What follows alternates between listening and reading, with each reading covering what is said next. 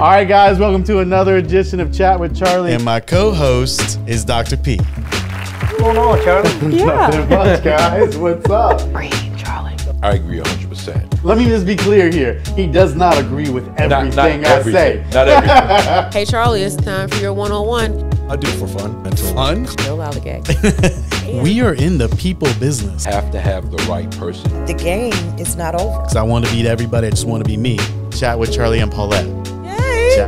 It's going to be a good 2-3. I'm going to enjoy it. We may have to cut this out, Mark. No.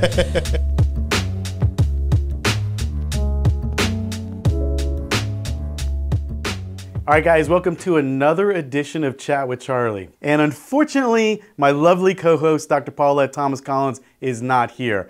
But that's okay, because this is a demonstration day. We're going to take about 10 minutes here and demonstrate two philosophies on inquiry acquisition.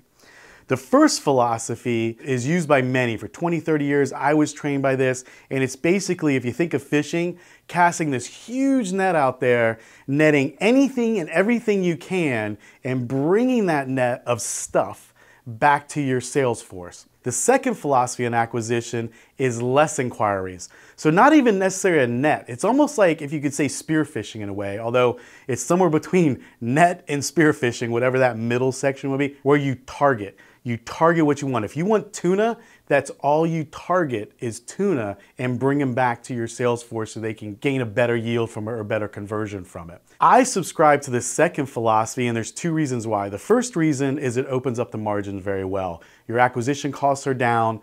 You have less FTE, your full-time equivalent sales staff. They're happier because they're not turning and burning and making all these ridiculous calls. At the end of the day, you have more convertible yield from your sales staff without a lot of output. You've got higher conversions, lower expense. So that's what we're going to be doing today. The tools that we're going to be doing is, this is the bucket. It's going to house everything. Kind of like your CRM, if you will. This tool is your sales staff. It's your training. It's everything that you have done to have inquiries more pre-sold, more ready to bring to your sales force. This is the big net. This is that huge net being thrown out there and just trying to get anything and everything we can get to bring it back to your sales team. This right here is your sales team, the training you've put in, basically the work that they're doing to yield it to revenue. This is what I would call whatever's between spearfishing and the net, but this is the lower output as far as inquiry acquisition with higher yield, and that's what this example is going to give us.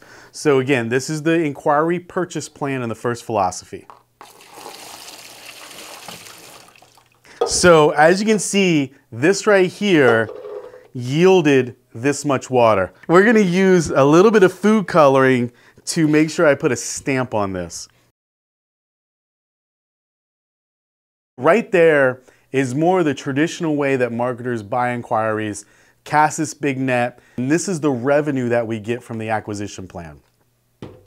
The second example is taking less inquiries. These are inquiries in the second philosophy. You can see a difference in the amount of volume that this water has, and these are more targeted inquiries.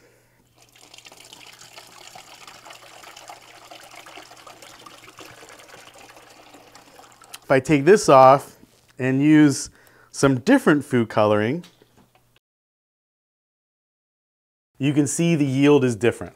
The philosophy in the two is that you can do a lot more with less and depend on your sales force training and conversion ability to actually net more yield and more revenue, thus the red and thus the blue.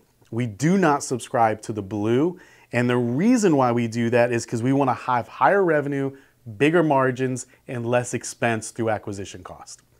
All right, guys, that was our examples. We got a little wet in here, but hopefully you see in a conceptual way or a theoretical way of what these two philosophies can mean for you and what the yield would mean. I know some people out there are gonna be like, look, dude, you used a funnel, you used a 12-ounce bottle and just poured it right in there. I get that. There's no perfection to this, but the point of it is, do you wanna have highly convertible, targeted personas coming to your sales team that impact not only your margins, but your human capital and your revenue?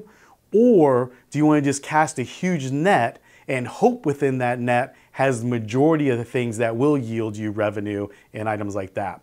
I'll leave it up to you. You can see the two examples here.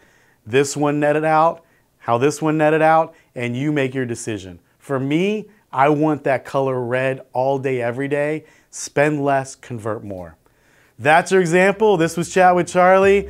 Reach out to me if you got any questions on that. Love to talk about it, and I'll see you next time.